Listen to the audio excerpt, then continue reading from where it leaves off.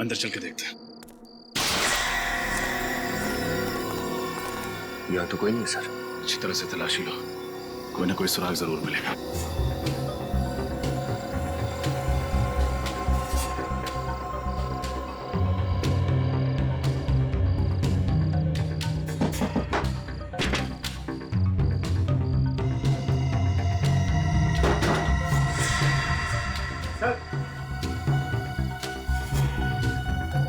ये देखिए सर,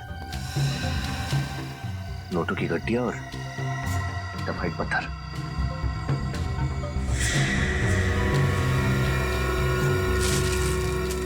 इतने सारे टफाइट के पत्थर, इनकी कीमत तो करोड़ों में होगी। ऐसा कौन हो सकता है जो नीलगिरी की अमूल्य अमानियत को चुराने की साजिश कर रहा है?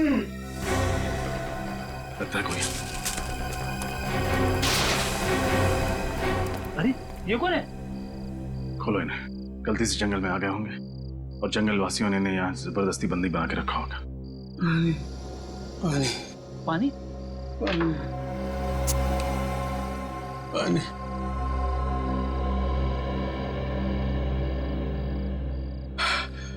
कौन है आप और किसने किया आपके साथ ये सब? आप लोग कौन हो? हम लोग सीआईडी से, हमने यहाँ जंगल पे छापा मारा। भगवान का लाख लाख शुक्र है, आपको मेरा संदेश मिल गया। वो आप हैं जिसने उस औरत की कलाई पर सीआईडी हेल्प लिखा था? मैंने ही वो संदेश लिखा था। मैं एक डॉक्टर हूँ। 2 साल पहले नीलगिरी में मुझे भेजा गया था। जंगल वासियों की तबीयत बहुत बिगड़ गई थी, लेकिन मुझे अगवा कर लिया गया और 2 साल तक मुझे इसी तरह बंदी बना कर रखा था। किसने अगवा किया था आपको? पता नहीं, मैंने उनका चेहरा नहीं देखा है। लेकिन इन लोगों ने आपको यहाँ 2 साल तक इस तरह से क्यों? क्योंकि उनको मेरी जरूरत थी। कैसी जरूरत? जंगल की गरीब औरतों का पेट काटकर मैं उसमें टाइफाइड पत्थर भरा करता था।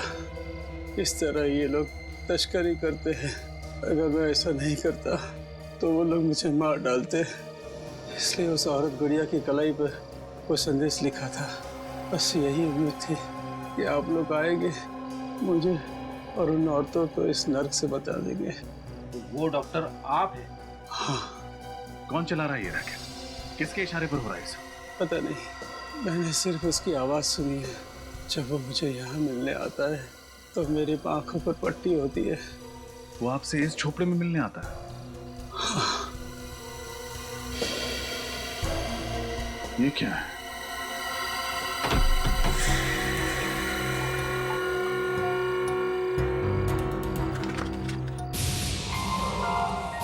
सर्टिफिकेट।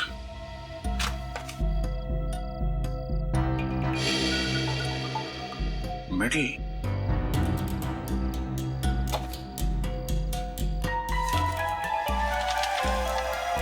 तो ये है, इसका हाथ है इस पूरे रैकेट के पीछे।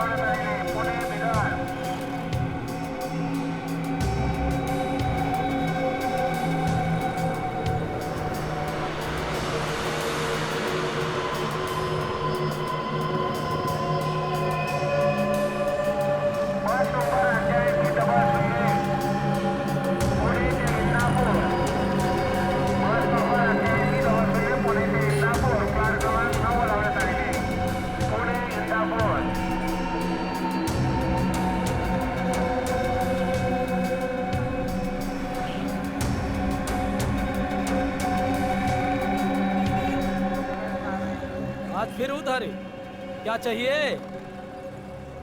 ये बात चुराती पैसे नहीं है? कहाँ से? CID HELP help. CID help? किसने लिखा है ये तुम्हारी कलाई पर? हैं? किसने लिखा है? किसने? श्रेया, जरा बात करो इससे। लगता है ये बहुत डरी हुई है। सर, देखो, अगर तुम हमें कुछ बताओगी नहीं तो हम तुम्हारी मदद नहीं कर पाएंगे। डरो मत, जो भी है सब सच सच बता दो। कौन हो तुम? तुम्हारा नाम क्या है? तुम चोरी क्यों कर रही थी?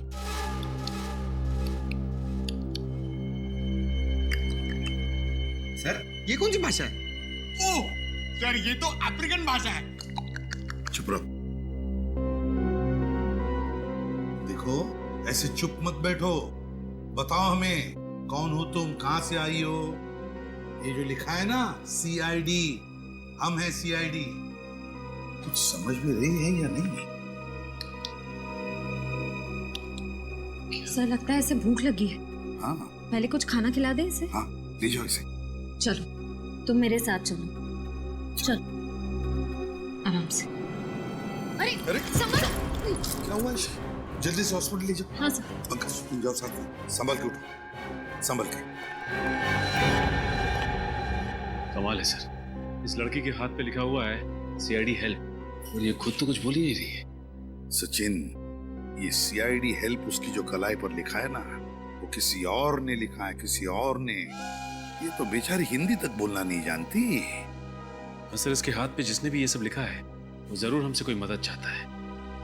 जल्दी से जल्दी पता लगाना पड़ेगा कि ये सारा माजरा क्या है। लेकिन कैसे सर? एक काम करते हैं, जिस बस स्टॉप पर ये लड़की इस दुकानदार से मिली थी, उसी बस स्टॉप से पूछताछ शुरू करते हैं।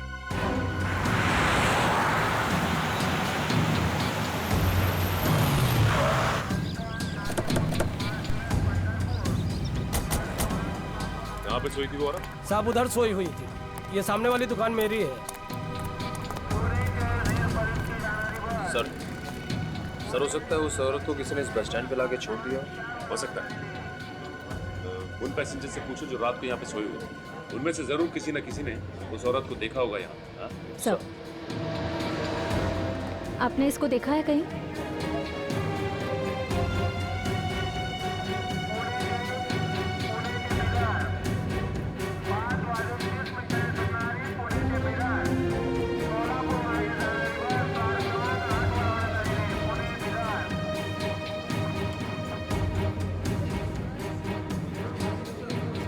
इस औरत को यहाँ पे बस स्टॉप पे देखा आप लोग ने? मैंने तो नहीं देखा, पर एक भिखारी यहाँ सोता है रात को, शायद उसने देखा होगा। बता पाए? आइए सर, यही है वो आदमी। तो भाई साहब, इस औरत को आपने यहाँ पे बस स्टॉप पे देखा था क्या? हाँ देखा ना साहब, इधर ही जमीन पे लेटी थी।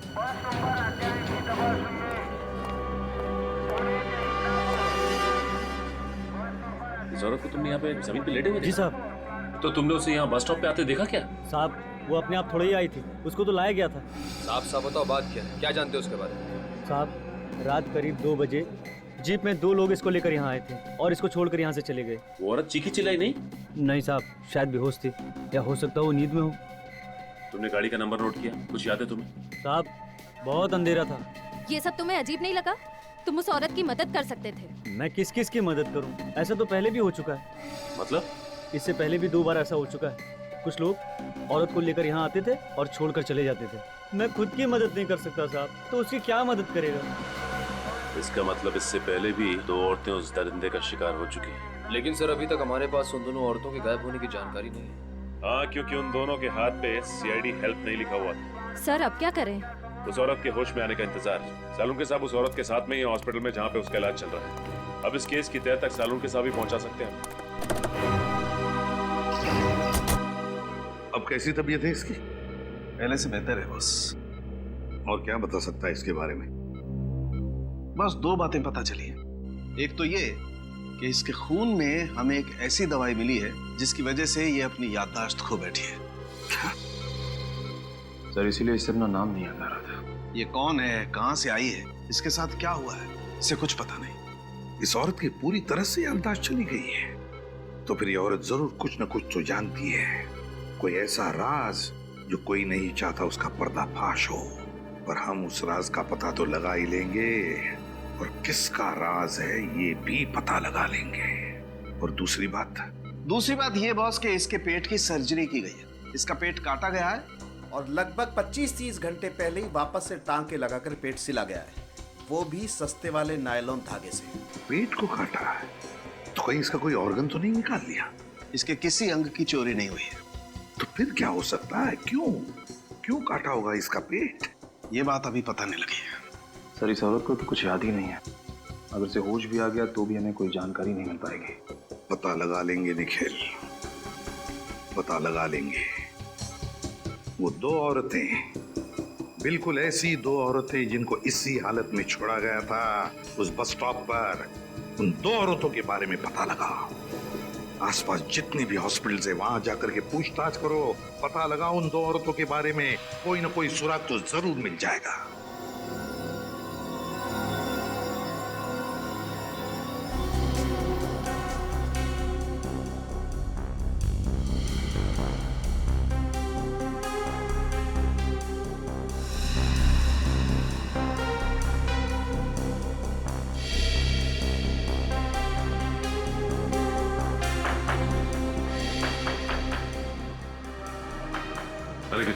सर यहाँ तो कुछ नहीं पता चला।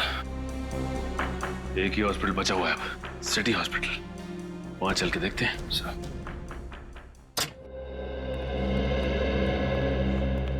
हम लोग सीआईडी से एक लड़की के बारे में कुछ पूछताछ करनी थी। सीआईडी? जी हाँ, सीआईडी। इस फोटो को ध्यान से देखिए और बताइए कि क्या ये लड़की अपना इलाज करवाने के लिए आपके हॉस्पिटल में आई थी? जी हाँ, इस लड़की के पेट पे ऑपरेशन का निशान है। घाव देख के लगता है मानो इस लड़की का ऑपरेशन 2-3 दिन पहले हुआ। तो हम जानना चाहते हैं लड़की इस हॉस्पिटल में एडमिट हुई थी या नहीं। सर ये तो क्या? सर हमारे हॉस्पिटल में 2 औरतों की लाशें आई हैं। 2 औरतों की लाशें? हाँ सर, और उनकी वेशभूषा तकरीबन ऐसी ही थी और उनके गहने भी तकरीबन ऐसे ही हैं। तो क्या उन दोनों औरतों की लाशें अभी भी मुर्दा घर में?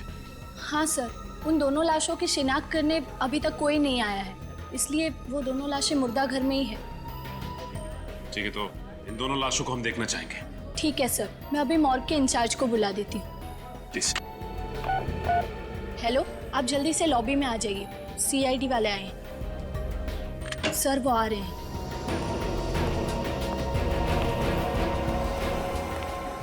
सर। जी कहिए। आपके मुर्दा घर में जो 2 औरतों की लावारिश लाशें पड़ी हैं वो देखना चाहते हैं। ठीक है, यही है उन दोनों औरतों की लाशें। इन दोनों की पोस्टमार्टम रिपोर्ट मिल सकती है ना? लेके आता हूँ अभी। प्लीज।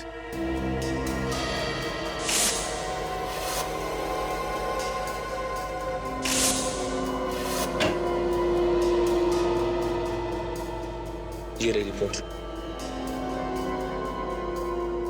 निखिल, ये देखो, पोस्टमार्टम रिपोर्ट में लिखा गया है कि इनके पेट में जो घाव है वो ऑपरेशन की वजह से नहीं है, और जिस डॉक्टर ने पोस्टमार्टम किया है उसका भी यही कहना है कि इनका ऑपरेशन नहीं किया गया है। मतलब सर इनके शरीर से कोई भाग, कोई ऑर्गन निकाला नहीं गया? मतलब ये केस इलीगल ऑर्गन ट्रांसप्लांट का नहीं है, मामला कुछ और ही है। सर अगर इनके शरीर से कोई भाग निकाला नहीं गया है तो फिर इनका पेट काटा क्यों, वापस सिलवाया क्यों गया होगा? यही तो मैं भी सोच रहा हूँ निखिल।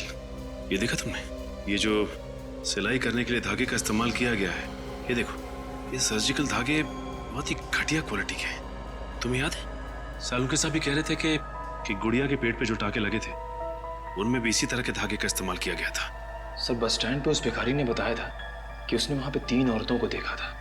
सर इसका मतलब? हाँ, और वो तीनों औरतें यही हैं, 2 ये और तीसरी वो गुड़िया। ये तीनों की तीनों मुंबई के बाहर से आई है, किसी एक ही जगह से। सर मुंबई से बाहर से आई हैं एक जगह से, मतलब? ये नोटिस किया तुमने? ये देखो, इनकी फोटोज में साड़ी पहनने का स्टाइल, सजने संवरने का स्टाइल और गुड़िया के बात करने का स्टाइल, इन सबको देखकर लगता है कि ये तीनों औरतें मुंबई से बाहर से ही आई हैं, किसी एक ही जगह से। सर अगर ये तीनों औरतें मुंबई के बाहर किसी एक जगह से आई हैं तो इनके बारे में पता कैसे चलेगा? पता चलेगा निखिल, पता चलेगा। हर बस स्टॉप, हर रेलवे स्टेशन की खाक छाननी होगी। फिर पता चलेगा। नहीं साहब, मैंने तो नहीं देखा। पक्का इस तरह के कपड़े पहने हुए कहीं? नहीं सर, यहाँ नहीं। नहीं साहब, यहाँ पर तो आसपास कभी कहीं पे भी? देखिए, इस तरह के कपड़े पहने हुए कोई भी औरत आसपास दिखाई देती है तो आप प्लीज मुझे इन्फॉर्म कीजिए। ये मेरा कार्ड है, इस पे मेरा नंबर लिखा हुआ है, फोन कीजिए प्लीज।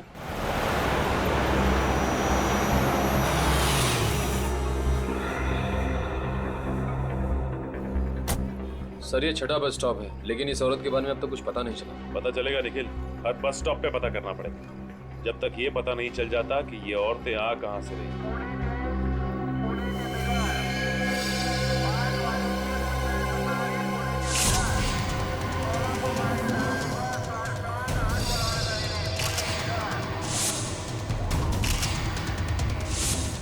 वो देखो, उस औरत ने भी ऐसे ही कपड़े पहन रखे। हाँ सर।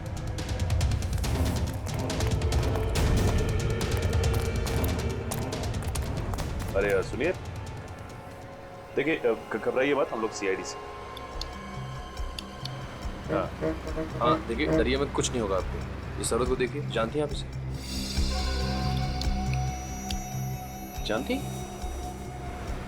अच्छा ये बताइए कि आपका नाम क्या है, कहाँ से आई हैं आप? नीलगिरी का जंगले। नीलगिरी का जंगल? हाँ, आखिर इन भोली भाली अनपढ़ औरतों को नीलगिरी के जंगल से मुंबई क्यों लाया जा रहा है, और वो भी उनका बेवजह ऑपरेशन करने के बाद? कोई ना कोई राज तो जरूर छुपा है इस नीलगिरी के जंगल में, ये वहां जाकर ही पता चलेगा।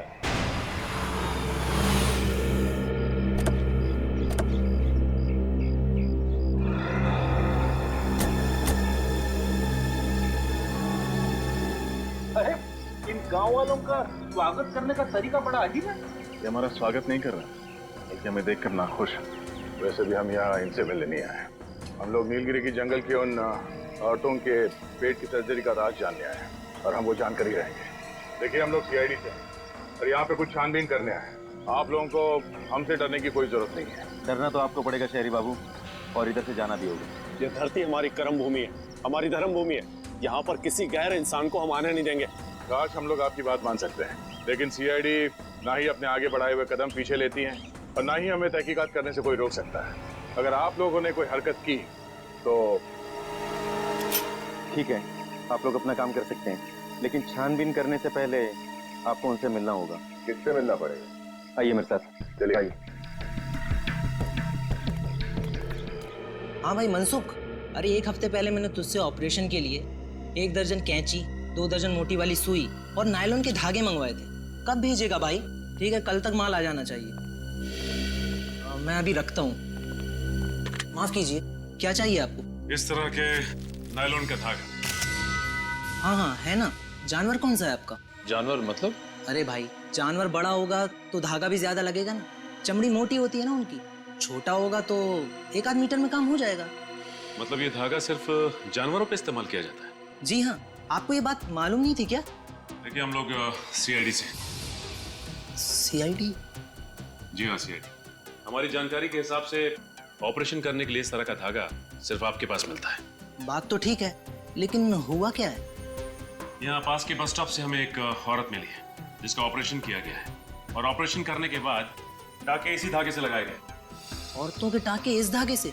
लेकिन आजकल तो कोई भी डॉक्टर इन धागों से इंसानों पर टाके नहीं लगाता।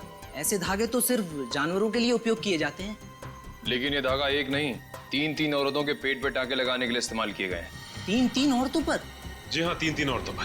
वैसे ये सामग्री आप जहाँ सप्लाई करते हैं उनकी जानकारी तो होगी आपके पास? जी हाँ, 1 मिनट। ये लीजिए।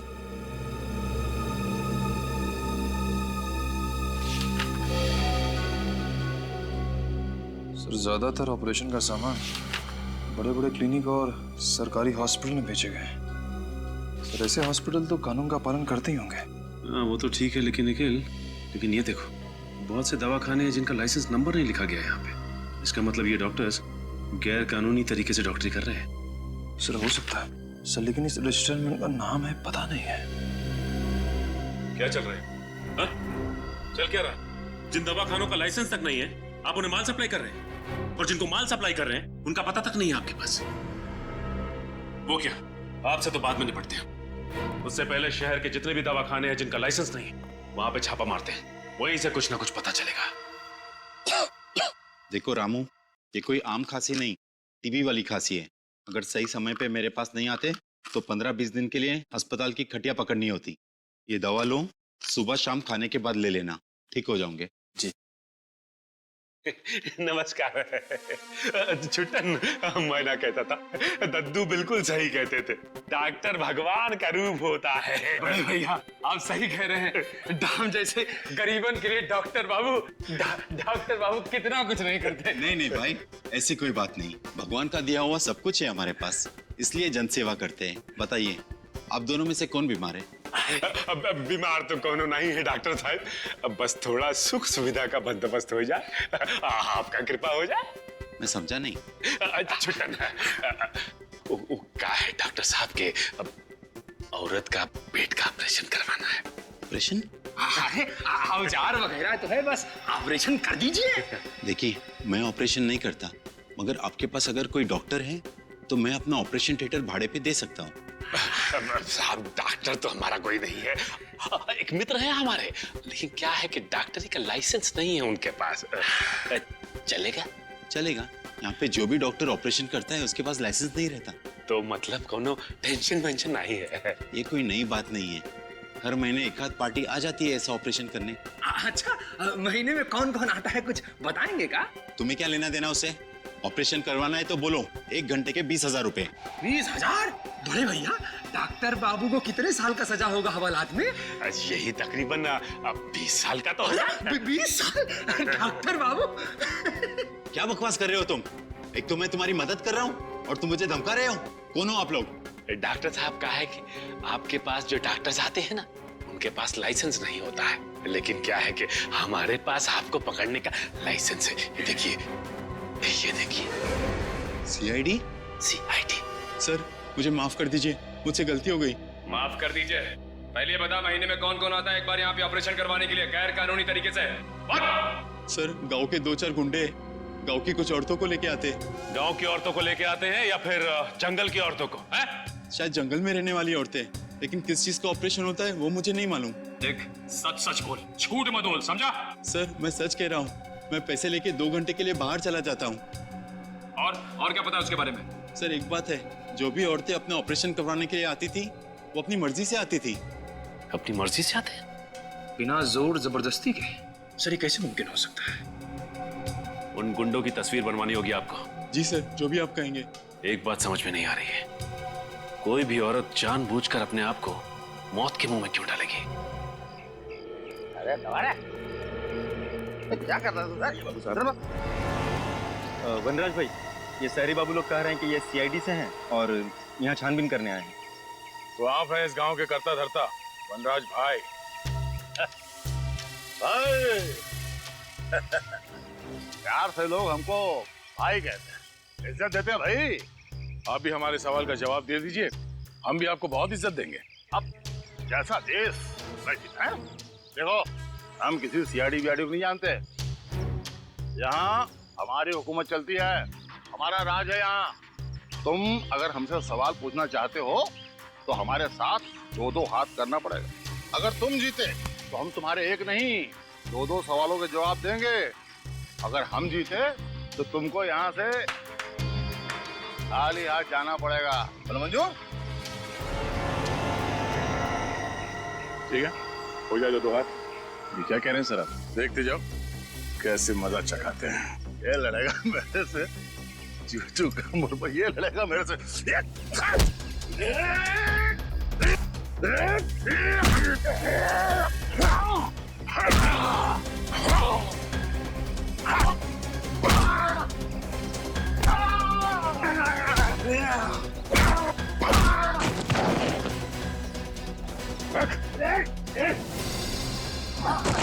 अब मेरे सवालों का जवाब देगा हाँ, या और खातिरदारी करो तेरी।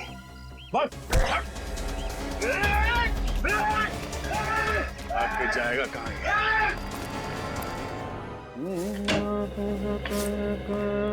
ओए, ये क्या, ये सुनने के लिए तूने जल्दी बुलाया हमको? तेरा गाना?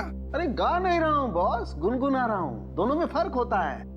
और बुलाया मैंने आपको इसलिए ताकि आपसे ये सुन सकूं, वाह सालुखे, कुछ बात है तुझमें। वाह सालुंखे, कुछ बात है तुझमें, ऐसे मैं कहूँ? हाँ। क्यों? तूने ये पता लगाया कि इन औरतों के ऊपर ये जो सर्जरी के निशान है वो क्यों है? पता लगा लिया मैंने, पता लगा लिया है कि इन दोनों के पेट पर वो सर्जरी का निशान कैसा है। मतलब डॉक्टर सालुंखे ने अपना दिमाग लगा लिया? हाँ। क्या पता लगा लिया आपने? इन दोनों औरतों का इस्तेमाल इंसानी कुरियर की तरह से हो रहा था। क्या? इन औरतों को इंसानी कुरियर की तरह इस्तेमाल किया गया? हाँ, इन दोनों के पेट को काट कर कोई चीज जबरदस्ती इनके पेट के अंदर रखी गई और फिर पेट को सिल दिया गया। और दोनों के पेट पर 2-2 बार काटने के निशान हैं, 2 बार के टांके हैं, अलग अलग किस्म के। मतलब सर? मतलब ये कि पहले इनके पेट को काट कर कोई चीज जबरदस्ती इनके पेट के अंदर रखी गई और पेट को सिल दिया, और बाद में टांके काट कर वो चीज बाहर निकाली गई और फिर से टांके लगा करके पेट को सिल दिया गया। मतलब इन बेचारी औरतों को स्मगलिंग के लिए इस्तेमाल किया गया। लेकिन तुझे पता कैसे चला सालुंखे? बॉस, जब वो चीज जबरदस्ती इनके पेट के अंदर रखी गई तो इनके पेट की कुछ मांसपेशियां फट गई थी और उसमें जगह बन गई कुछ रखने के लिए। हाँ। सर, अगर ये पहली औरत के साथ भी ऐसा ही हुआ तो पता कैसे नहीं चला? वो इसलिए कि जब उस औरत को अस्पताल में लाया गया वो जिंदा थी, और जब तक मैं उसकी जांच करता उसकी मांसपेशियों के घाव अपने आप भर गए थे। लेकिन इन दोनों औरतों को अस्पताल में जब लाया गया ये मर चुकी थी, इसलिए घाव भरने का कोई सवाल ही पैदा नहीं होता। स्मगलिंग करने के बहुत सारे तरीके आज तक देखे, लेकिन सबसे अजीब तो ये है। डॉक्टर सर, इनके पेट में रखा क्या गया था? वो पता नहीं चल पाया, वो पता लगाना पड़ेगा। हाँ सर, ये तो पता लगाना ही पड़ेगा कि आखिर ये तस्करी किस चीज की हो रही थी। सचिन, पता तो हम लगा ही लेंगे कि किस चीज की तस्करी की जा रही थी, लेकिन है कौन ये टेढ़ा दिमाग जिसने इन बेचारे गरीब औरतों का इस तरह से इस्तेमाल किया? है कौन ये? मनराज, मनराज, ये नीचे, नीचे। माफ कर दो, गलती हो गई साहब, गलती हो गई साहब, माफ कर दो। क्यों पहलवानी भूल गए? साहब मैं डर गया था साहब, मैं अपने लोगों के सामने अपनी नाक कैसे कटा सकता साहब, इसीलिए मैंने उन लोगों के सामने आपसे 2-2 हाथ करने की चुनौती दी थी साहब। आप जीत गए साहब, मैं हार गया साहब, माफ कर दो साहब। तो तुम वहां से भागे क्यों? मैं डर गया था साहब। सच्ची बताऊं साहब, मैं जंगल की लकड़ियां काट करके उसकी तस्करी करता हूँ साहब। मुझे नहीं मालूम था साहब इतने से जुर्म के लिए सीआईडी वाले मुझे पकड़ने के लिए यहाँ तक आ जाएंगे साहब। ये लो, हम लोग जंगल के औरतों की बात कर रहे हैं और ये जंगल के लकड़ियों की बात कर रहा है। जंगल की औरतें? मैं कुछ समझे साहब। इसे जानते हो? ऐसी औरतों को नीलगिरी के जंगल से मुंबई लाया जाता है, इनका पेट काट के टाके लगाए जाते हैं। पेट के टाके? हाँ। मैं ऐसा कुछ नहीं जानता साहब। मैं सच्ची बताऊं साहब, अगर हमारे गांव में कोई अनजाना आदमी घुस जाता तो हम लोग उसको चेतावनी देकर के छोड़ देते हैं, लेकिन ये नीलगिरी के लोग बहुत खतरनाक लोग हैं साहब। एक बार मैंने अपने कुछ साथियों को नीलगिरी के जंगल में भेजा था कब्जा करने के लिए, पता नहीं साहब वो कहाँ गया, आसमान खा गया कि जमीन निकल गया, आज तक वापस नहीं आया था। हाँ सर। क्या स्मगलिंग? किस चीज की स्मगलिंग सर? ठीक है सर, मैं पता लगाता हूँ। ओके। एसीपी साहब का फोन था, उन औरतों का पेट काटकर उनमें कोई चीज रखी जाती थी स्मगलिंग करने के लिए। मनराज, नीलगिरी के जंगल में ऐसे कौन सी कीमती चीज है जिसकी तस्करी के लिए कोई इतनी घिनौनी हरकत करेगा? ऐसी कोई चीज है नहीं साहब, मैं इस जंगल के चप्पे चप्पे से वाकिफ हूँ साहब। अगर यहाँ ऐसी कोई चीज होती तो मैं जंगल की लकड़ी की तस्करी क्यों करता साहब? हाँ, पुरातत्व विभाग के कुछ लोग यहाँ पे आए थे, 3 साल तक उन्होंने खोजबीन की, लेकिन उनको भी कुछ नहीं मिला था। कब हुआ था ये सब? पुरातत्व विभाग वाले लोग कुछ 5 साल पहले आए थे साहब, 3 साल तक उन्होंने इस जंगल के चप्पे चप्पे को खोजा साहब, उनको कुछ नहीं मिला साहब। सर, बहुत ही अजीब बात है, जब ये जंगलवासी किसी बाहर वाले को जंगल में जिंदा ही नहीं छोड़ते थे, तब 3 सालों तक उन्होंने आर्कियोलॉजिस्ट को यहाँ काम कैसे करने दिया? उस आर्कियोलॉजिस्ट का पता लगाना होगा जिसने नीलगिरी के जंगल में इतना समय बिताया, वो इस जंगल के चप्पे चप्पे से वाकिफ है। रजत, काम करो, जंगल की तलाशी लेने की तैयारी करो। आप? जी, मैं सुष्मिता, निशिकांत की पत्नी। अच्छा, हमें निशिकांत जी से ही मिलना है। लेकिन वो तो 2 साल पहले ही गुजर गए। माफ कीजिएगा, हमें पता नहीं था। कैसे मौत हुई उनकी? अब मैं क्या बताऊं?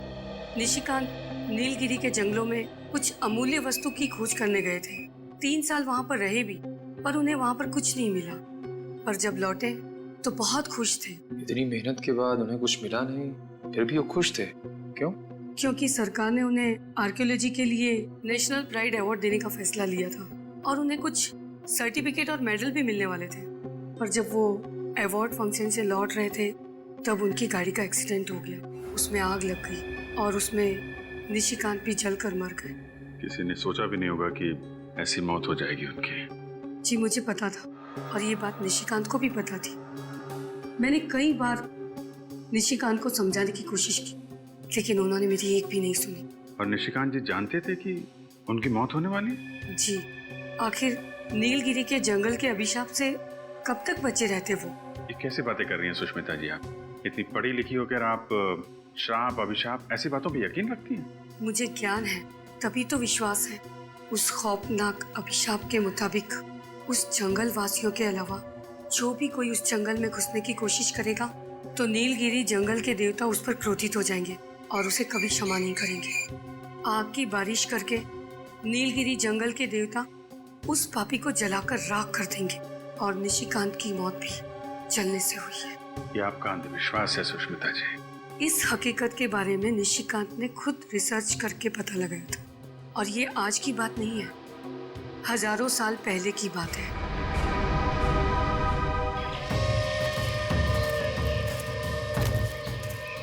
सर जंगलों में जंगली जानवर होते हैं ना? रेडी, जंगली जानवर तो जंगल में ही होंगे ना।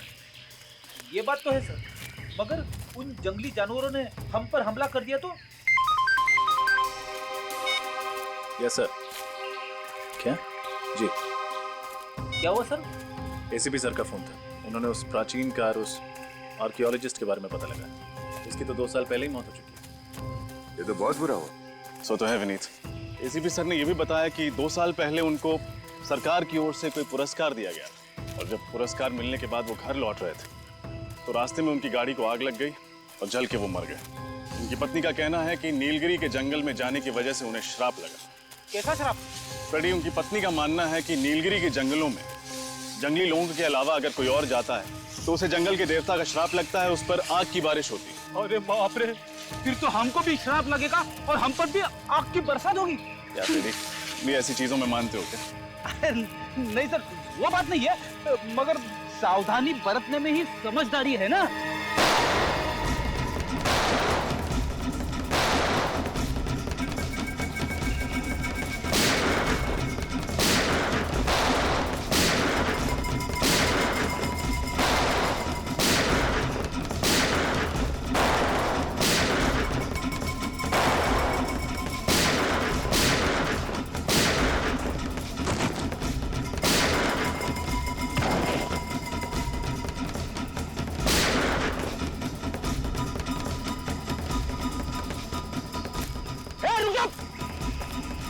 रुक जाओ!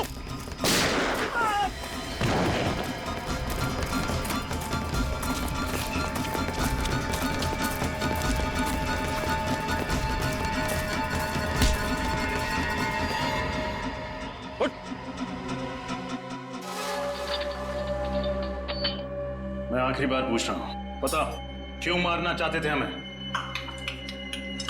अरे यार, ये कब से टाक टुक किए जा रहा है? सरल सीधी हिंदी भाषा नहीं आती क्या? आप लोग कौन हैं और इसे बांध के क्यों रखा है? आप कौन हैं और हमसे ये क्यों पूछ रहे हैं? मैं नीलगिरी के जंगलों का मास्टर जी हूँ।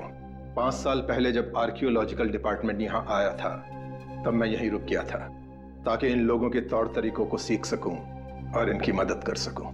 तब तो आप इसकी भाषा भी जानते होंगे? जी हाँ, थोड़ी बहुत जानता हूँ। मगर आप लोग कौन हैं? हम लोग सीआईडी से।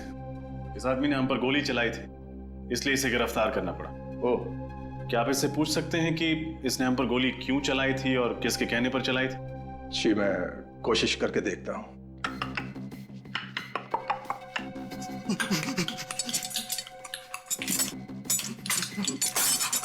ये क्या कह रहा है?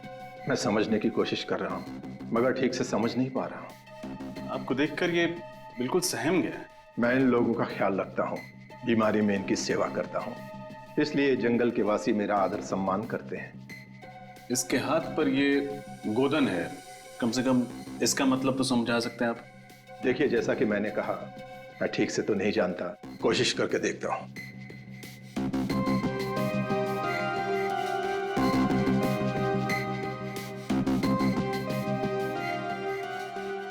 इस पर पौराणिक भाषा में ये लिखा है, जिसका मतलब ये है कि ये आदमी जंगल के देवता का सिपाही है और देवता द्वारा दी गई भेंट की रक्षा करना इसका कर्म और धर्म है। देवता का सिपाही सरकारी सिपाही पे गोलियां चलाता है? ये लोग इस जंगल को अपनी जन्मभूमि मानते हैं और इसकी सुरक्षा करना अपना कर्तव्य समझते हैं। इन लोगों का मानना है कि अगर बाहर का कोई इंसान इस जंगल में प्रवेश करेगा तो जंगल के देवता नाराज हो जाएंगे और उन पर आग की बारिश होगी। फिर आग की बारिश? आग की बारिश का मतलब क्या है? हो सकता है ये सब काल्पनिक हो, लेकिन इन लोगों का इस बात पर बहुत भरोसा है।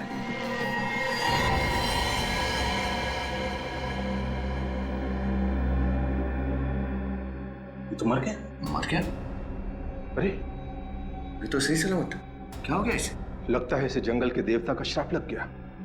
मास्टर जी, आप भी इन बातों पर विश्वास करते हैं? देखिए, आप लोग जैसा समझना चाहते हैं समझ लीजिए, लेकिन मुझे ऐसा लगता है कि इसने आप लोगों से बातचीत की, इसलिए गांव के देवता का श्राप इसको लग गया। मास्टर जी, कोई श्राप व्राप नहीं होता। विनीत, डॉक्टर साळुंके को फोन लगाओ, वो यहाँ आएंगे और बताएंगे कि इसकी मौत कैसे हुई। May I come in, please? अरे आइए आइए, आपको कौन रोक सकता है? खुश हो गया। क्या बोला? नहीं तो कुछ नहीं। अच्छा, मैं वो जानने के लिए आया था कि वो नीलगिरी वाले केस का मसला सुलझा क्या? टाइम पास करने आया? नहीं नहीं, टाइम पास नहीं यार, जो पूछ रहा हूँ बताओ ना। वो आग की बारिश वाली गुत्थी सुलझी कि नहीं? साळुंके, तू आग की बारिश की बात ही मत कर, दिमाग खराब हुआ है मालूम है? पर वो आर्कियोलॉजिस्ट की बीवी, उसके बाद वो नीलगिरी का मास्टर जी, और अब तू। यार तू भी कैसा आदमी है? ऐसे पौराणिक चीजों पर विश्वास रखता है तू? आग की बारिश? अरे विश्वास नहीं रखता बॉस, बल्कि मैं ये बताने के लिए आया हूँ कि वो आग की बारिश आखिर है क्या चीज। और तो फिर बता ना। अरे आग की बारिश तो मेरी जेब में है। ये जरा पेन ड्राइव लगाओ कंप्यूटर में। सर। आओ।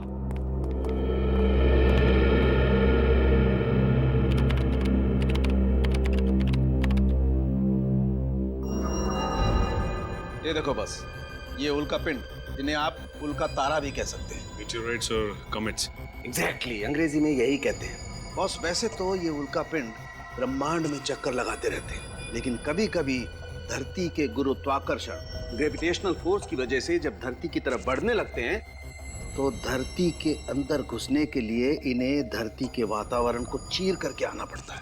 और ऐसा करने के लिए इन गुरुत्वाकर्षण की वजह से इसमें एक जबरदस्त घर्षण होता है, जिसकी वजह से इनका तापमान बढ़ जाता है। कभी कभी तो इनका तापमान 10,000 डिग्री सेल्सियस से भी ज्यादा हो जाता है। 10,000 डिग्री से भी ज्यादा? तब तो ये आग के गोले बन जाते हैं, और जब ये धरती की तरफ गिरने लगते हैं तो लगता होगा आग की बारिश हो रही है। और बॉस, मेरी रिसर्च बताती है कि हजारों साल पहले नीलगिरी के जंगलों में ऐसी ही आग की बारिश हुई थी। और शायद इसीलिए नीलगिरी के जंगल में रहने वाले लोगों को लगता होगा कि अगर कोई बाहर का आदमी उनकी जमीन पर पैर रखे उनकी देवताओं की इजाजत के बगैर, तो देवताओं को गुस्सा आता होगा और वो आग की बारिश करते होंगे उस पर। हाँ विनीत, क्या? अच्छा ठीक है, ओके। यार साळुंके, तूने तो कमाल का रिसर्च कर दिया यार। तुझे तो गिफ्ट देनी पड़ेगी। हाँ हाँ, दो जरूर दो। आजा आजा। साळुंके, तुझे मैं नीलगिरी के जंगल की सफर करवाता हूँ। नहीं नहीं, मैं नीलगिरी के जंगलों में क्या करूंगा? नहीं बॉस, मैं अपनी लैब में ठीक हूँ यार। अबे डरता क्या है? वहाँ कोई आग की बारिश वारिश नहीं होने वाली है। फिर भी यार। साळुंके, वहाँ पर एक नीलगिरी वासी की मौत हुई है हमारे लोगों की आंखों के सामने, और मैं चाहता हूँ कि तू वहाँ चले जाए। ओह अच्छा अच्छा, तुम नहीं आओगे? पिकनिक है। नहीं नहीं, मतलब तुम होते तो। अब अभिजीत आ रहा है। हाँ ठीक है। हाँ। और भाभी के हाथ का सलाद भी लेके जाना साथ में। भाभी का नाम नहीं लेना यार। हाँ समझा? अच्छा। क्या यार, फंसा देते हो तुम लोग यार।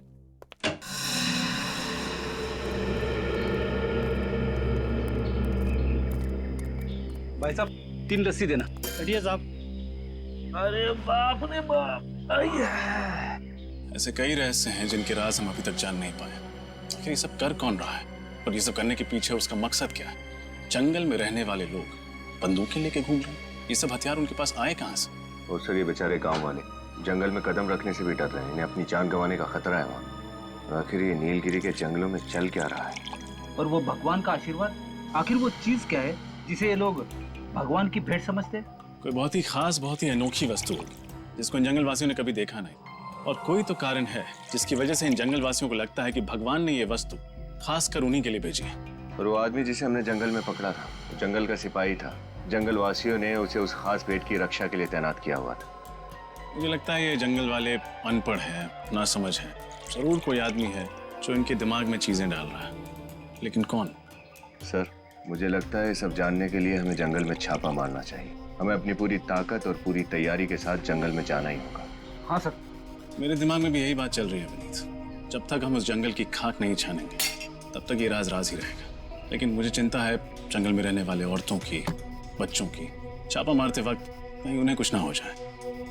ये लो, आपको दे दो। कर दिया सत्यानाश। अब ये दही के पैसे कौन भरेगा? आप इस पर गुस्सा मत कीजिए, इसे जाने दीजिए, पैसे हम भर देंगे। लो, इन लोगों को भगवान का प्रसाद समझो जो आज तुम इनकी वजह से बच गए। मेरी तबीयत खराब है, मैं घर जाना चाहता हूँ। तबीयत ठीक नहीं थी, पहले बोलना चाहिए था ना। जा, जाओ यहाँ से, नहीं तो और सामान का नुकसान करोगे। अरे जल्दी जा भाई। ये लड़का मुझे कुछ गड़बड़ लग रहा है। मैं देखते ही ऐसे चला क्यों गया? पीछा करते हैं इसका।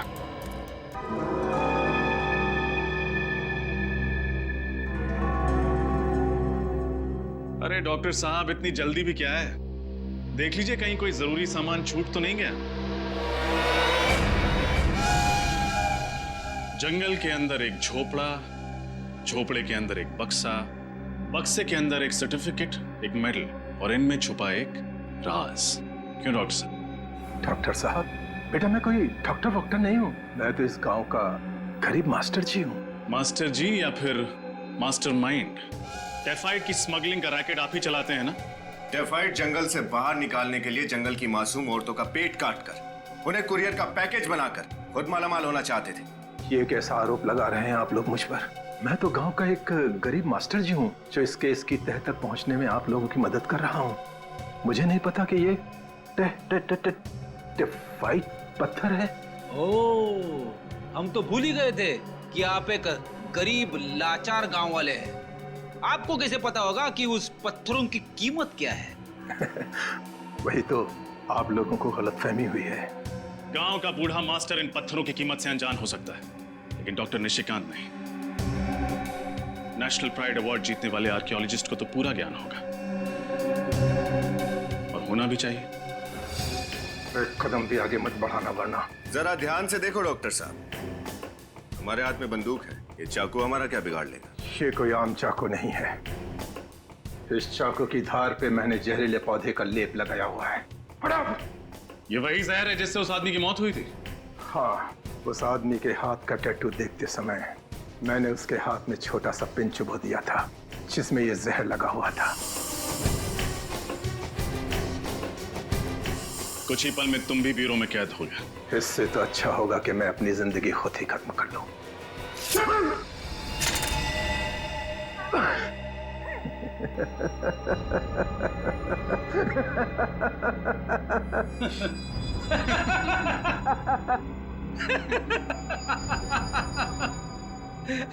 कोई प्रॉब्लम नहीं है डॉक्टर साहब। हमारे डॉक्टर सालुंके साहब ने जहर को बेअसर करने की दवाई दी है, एंटीडोट।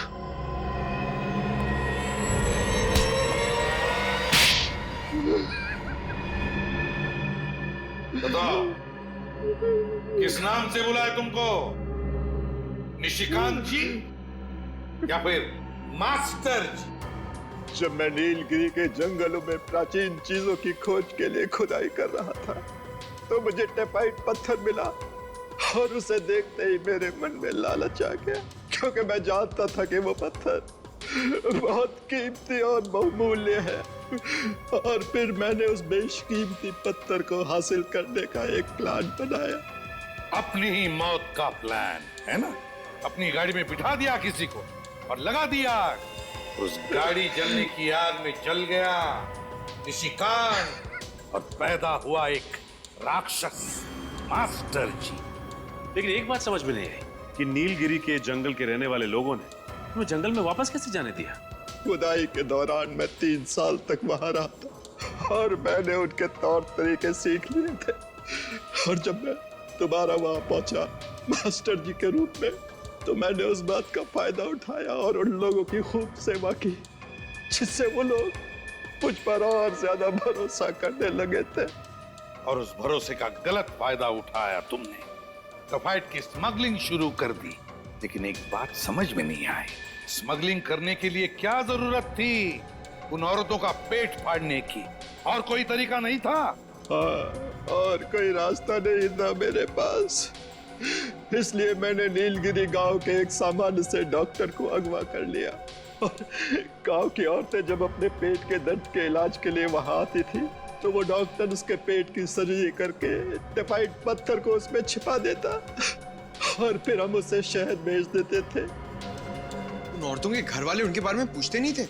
मैं उन्हें समझा देता कि वो जंगल के किसी जानवर का शिकार हो गई होगी, और वो लोग आसानी से मेरी बात को मान लिया करते थे। और तुम्हारी इस गांव के क्लिनिक में पेट काट कर टाइफाइड पत्थर भरे जाते थे, और जिस क्लिनिक में हम लोग गए वहां पे पेट काट कर ये पत्थर निकाले जाते थे, राइट? हाँ? पैसा पैसा पैसा! तुम्हारे इस पैसों की लालच ने न जाने कितनी निर्दोष औरतों की जान ली।